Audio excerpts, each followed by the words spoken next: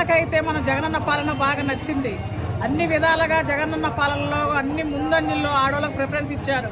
ప్రతి ఒక్కడు కూడా ఆడవాళ్ళకి ప్రిఫరెన్స్ ఇచ్చి ఆడవాళ్ళని మా అక్క చెల్లెమ్మలాగా భావించే మనస్తత్వం ఉన్న వ్యక్తి జగన్మోహన్ రెడ్డి. ఒక అమ్మఒడి కాడ నుంచి కానీ ఆడవాళ్ళకి మరి వైఎస్ఆర్ చేయూత కానీ ఒక విజయవంతమైన ప్రతి ఒక్కటి సక్సెస్ఫుల్గా అయినాయి. మరి పోతే ఒకటి రుణమాఫీ, ఒకటి ఆడవాళ్ళకి మా మహిళలకు రుణమాఫీ ఒకటి చేశాడు.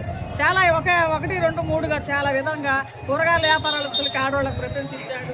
వ్యాపారాలకు బండ్లకి ఇచ్చాడు, కుట్టు మిషన్లకు 10,000 ఇచ్చాడు.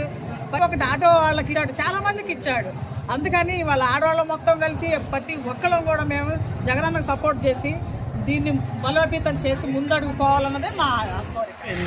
చంద్రబాబు నోటేస్తే తీవ్రంగా ఆడవాళ్ళు నష్టపోతారు.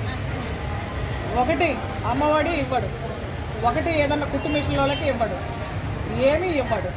అందుకని చంద్రబాబు నాయుడిని వాళ్ళు ఎవరు నమ్మట్లేదు.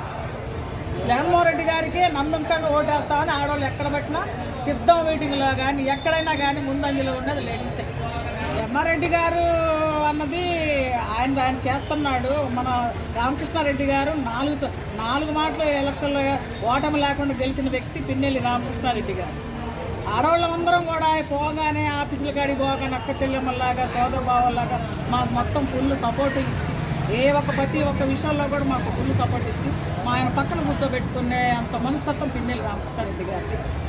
వాళ్ళు మేము మాట్లాడుతున్నాం వ్యక్తిగతంగా మా ఆడవాళ్ళ గురించి. ఏ స్టేషన్లోనైనా ఎక్కడున్న ఆడవాళ్ళకి ఒక ఫోన్ కొడితే ఏ మనిషినైనా పంపించి మా ప్రాబ్లమ్ సాల్వ్ చేసే వ్యక్తి పిన్నెల్లి రామకృష్ణారెడ్డి గారు. బ్రహ్మారెడ్డి గారిని చూడలేదు, ఇప్పుడే ఆయన వచ్చాడు. సరే, ఆయన పాలన ఎట్టుండదో ఎవరు చెప్పలేము. కాబట్టి మాకైతే పిన్నెల్లి రామకృష్ణారెడ్డి గారికి ఫుల్ సపోర్ట్ చేస్తాము. ఆయన తరపునే మేము ఉన్న గవర్నమెంట్లో ఏం చేయడు చంద్రబాబు నాయుడు గారు. వాళ్ళ జగనన్న పాలనలో ఎన్ని వచ్చాయి, ఎన్ని అమలు చేశాడు, ఎంతోమందికి ఎన్ని ఇచ్చాడు, ఎన్ని సంక్షేమ పథకాలు ఇచ్చాడు, ఒకటాడ చూసుకొని మాట్లాడాలి చంద్రబాబు నాయుడు గారు. వచ్చింది నాకేమో 40,000 వచ్చింది, 18,000 వచ్చింది.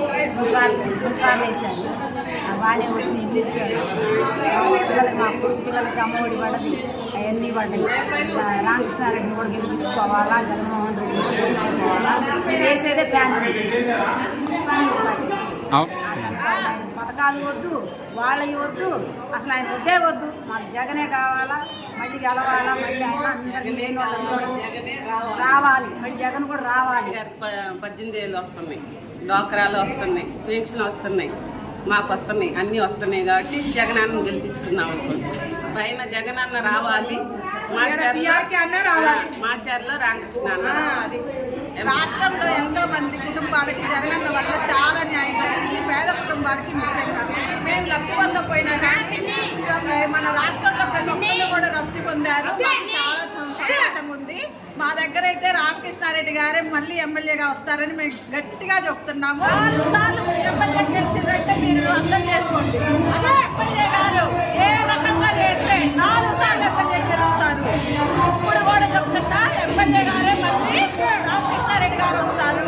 ఎవ్వరు కూడా ఏం చేయలేరు. దానికి గతంలో కన్నా జగనన్న ప్రభుత్వం బాగుంది.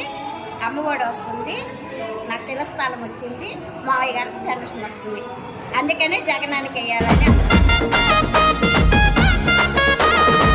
మాచర్ల మట్టి తల్లి, మాచర్ల మట్టి తల్లి, మాచర్ల మట్టి తల్లి ముద్దోడిన బిడ్డడో, వైఎస్ఆర్ సిపి జెండా ఎత్తుకున్న యోధుడో మాచర్ల మట్టి తల్లి ముద్దోడిన బిడ్డడో, వైఎస్ఆర్ సిపి జెండా ఎత్తుకున్న యోధుడో.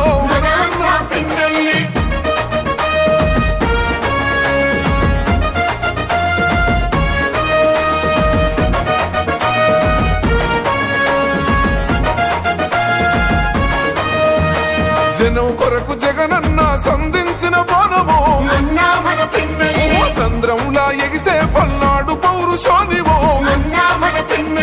ఓటమన్నదే ఎరుగని ప్రజాయుద్ధ మేరివో, పలు పెరుగని సేవలకు చిరునామోగన్నరో, నిరుపేదల గడపల్లో పొద్దై పడిసిండురో, పండు వెన్నెలై కోసిన ప్రగతి పోల పుంతరో.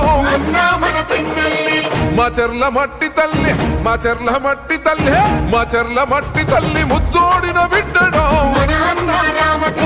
వైఎస్ఆర్ సిపి జెండా ఎత్తుకున్న యోధుడు